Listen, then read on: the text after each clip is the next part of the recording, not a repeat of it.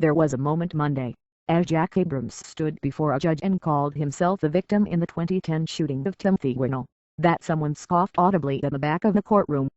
Neither Winnell nor his fiancée, Christine Morris, could remember which one of them uttered the sound, but both said they exhaled in relief when Circuit Judge Richard Toftell sentenced Abrams moments later to 30 years in prison. "I didn't want him to get a life sentence, but I wanted it to be a punishment significant enough so that people would hear about it and think twice about using the gun," said Winnell, the native of England whom Abrams shot 3 times in January 2010. The shooting occurred at an apartment complex on North Lake Court in North Palm Beach, where Morris and Abrams were neighbors, and Winnell came to Morris' door when he heard Abrams yelling at her about being left to clean up a communal laundry room. Abrams, the former U.S. Marine, had before his trial last month tried to argue that he acted under Florida's controversial Stand Your Ground law, the same statute accused killer George Zimmerman is using for the February shooting death of Trayvon Martin.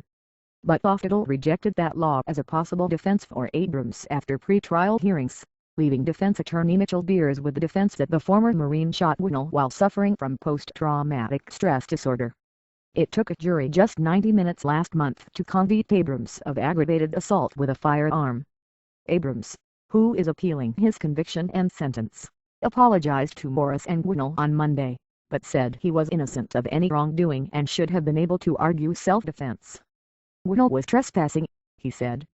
"As I stand here before you, I committed no crime," Abrams said. That's when either Morris or Winnell scoffed.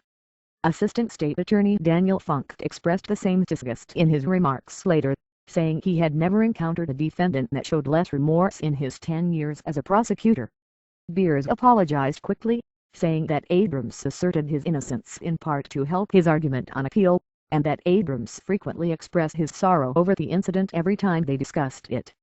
"I've got to tell you, he doesn't sound remorseful to me," Toftell said. The judge in the end said he recognized Abrams' time in the military, his background of abuse as a child, and the heartfelt letters and testimony from his friends and his fiancée, Lynn Gabriel, who tearfully pleaded for Toftell not to give Abrams a day more than the 25-year minimum mandatory. In the end, Toftell decided 30 years was just. Afterward, Winnell said he didn't think Abrams is a bad person, just one who made terrible choices for which he needed to pay. "This is the kind of thing that everyone sitting in their homes would think of as their worst nightmare, that someone could just come to you one day and just shoot you in cold blood," Winnell said. "That's what he did to me.